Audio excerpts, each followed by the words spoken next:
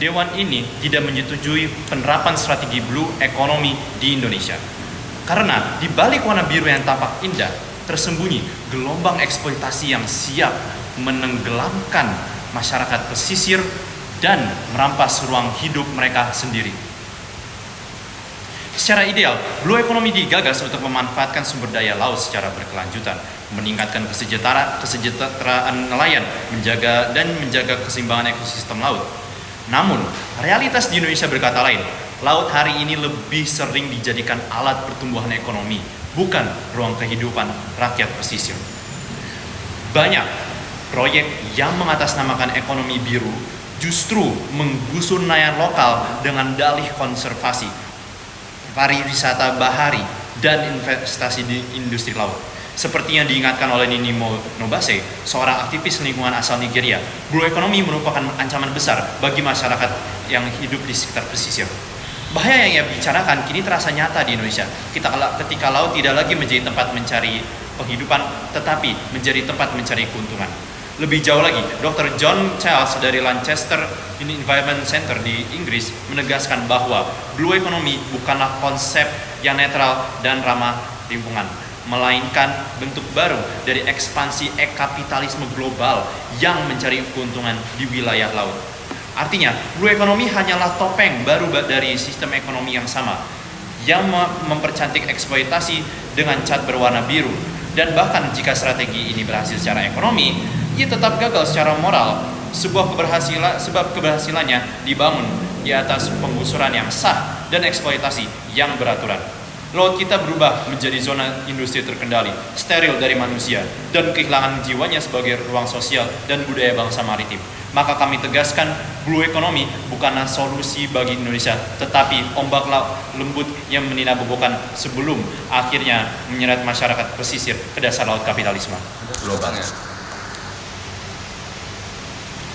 Saya menyoroti satu persoalan mendasar yang sering diabaikan dalam wacana blue economy di Indonesia, yaitu apa? Minimnya riset ilmiah data kelautan yang akurat dan penguasaan teknologi eksplorasi laut. Indonesia memang dikenal sebagai negara maritim dengan wilayah laut mencapai lebih dari 6,4 juta kilometer. Namun ironisnya, sebagian besar potensi itu masih belum benar-benar kita pahami secara ilmiah. Yang pertama apa? Kebijakan laut tanpa basis data yang kuat. Menurut Abdul Bari 2004, masalah serupa juga terjadi di banyak negara Asia Selatan termasuk Indonesia, yakni ketidaksediaan data kelautan yang terintegrasi dan mutakhir.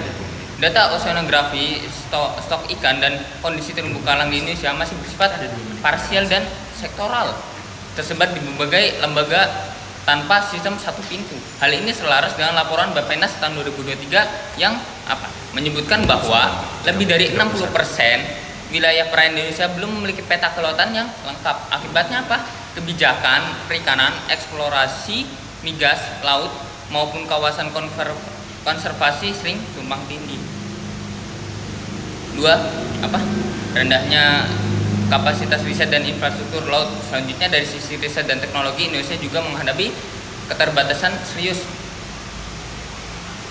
Menurut data BRIN Riset, jumlah kapal riset laut aktif di Indonesia hanya 7, sedangkan kebutuhan idealnya berapa? 20. Nah, dari situ sebagian besar peralatan observasi seperti sensor arus, satelit penginderaan jauh masih bergantung pada teknologi impor. Sementara Indonesia baru mulai pada tahap uji coba.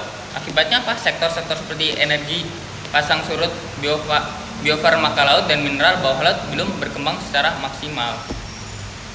Padahal potensinya itu lebih dari 1,3 triliun per tahun menurut estimasi KKP 2023.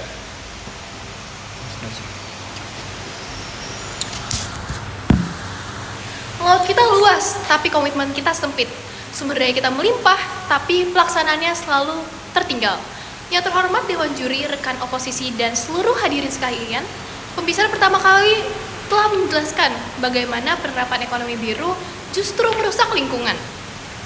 Dan hari ini, saya berdiri di sini untuk menyampaikan akar dari kerusakan itu, yakni karena negara ini terlalu banyak membuat konsep, tetapi terlalu sedikit menjalankan tindakan nyata. Coba kita lihat kenyataan di lapangan. Pemerintah telah meluncurkan banyak strategi. Poros Maritim Dunia, ekonomi hijau, ekonomi sirkular, dan kini ekonomi biru. Namun, semua itu hanya berhenti pada tatanan wacana dan dokumentasi kebijakan saja.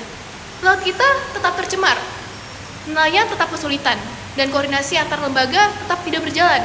Menurut Kementerian Kelautan dan Perikanan, tahun 2023 kerugian negara akibat pencurian ikan mencapai 30 triliun rupiah per tahun. Lembaga Ilmu Pengetahuan Indonesia mencatat 70% wilayah pesisir Indonesia mengalami kerusakan. Dengan ini, saya menutup argumen ini.